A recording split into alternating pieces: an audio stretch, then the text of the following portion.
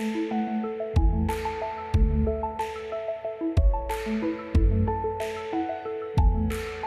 grew up in the south side of Chicago, for those of you who know how there's the North Shore, right? And then there's the south side where I grew up. And my dad owned a tavern down on 87th Street. Classic grumpy old man tavern. One woman always, Rose Duffy. Rose Duffy always hung out at my dad's tavern. The rest were all cops and firemen who were mostly my cousins and my uncles, right? So blacked out windows, German Shepherd behind the bar, jukebox, pool table. My mom was a Polish housekeeper.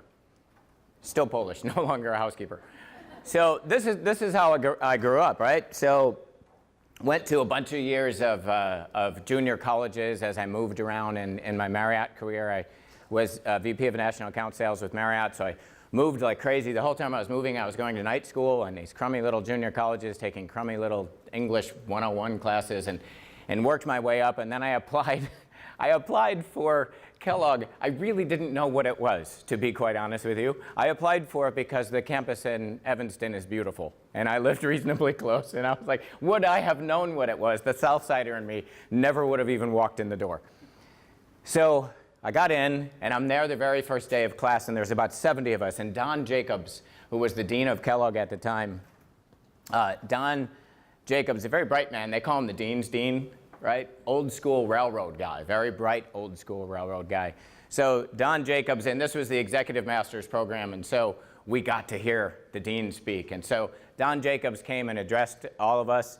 And by the way, I'm sitting in a chair similar to the chairs you're sitting in, and I'm thinking, some of you have felt this in your life. I am the one person out of 72 that does not belong here.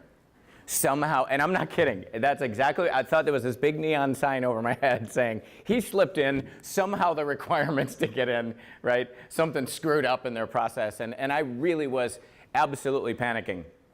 So Don Jacobs walks in, he walks up to the podium, he drops down 2 armloads of annual reports, and he says, these guys over here, they all lost money last year. These other guys, they made money.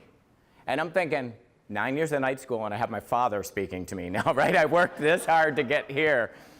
And so he opens up one of the annual reports from one of these guys who made money, and he gets to the picture of the CEO with the explanation, right, on the left side. And he reads a few pages or a few sentences of what this CEO had to say. He reads 2 or 3 of the guys who made money. He comes over here, reads 2 or 3 of the messages from CEOs who lost money. What's your gut on this? All the people who made money, why did they make money? What do you think the messaging was? It's not a trick question. They're really good at what they do. We're really good at what we do, our management strategies, our people, blah, blah, blah. How about these guys over here that lost money? What's it? Market conditions, the equivalent of my dog peed on my homework. Right? Every single one that he read through. And there's like, for those of you who have been to, whether it's training classes or undergrad or grad school, you remember 2 or 3 things, and I remember this one.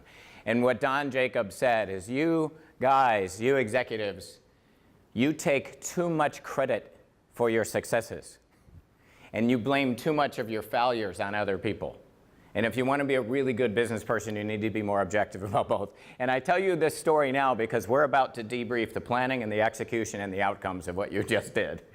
And it's either because I'm a terrible consultant, the case study was stupid, you didn't have enough time, it's not what you do on a daily basis, or what you could really do that will really help you is, you know, just in here, think about, oh, wow, I did that was great, I should do that again. I did that by accident, I should try to do that on purpose. Or, you know, I made this mistake, I don't want to do that again. It's the best thing that you can do with your time between now and 11:30.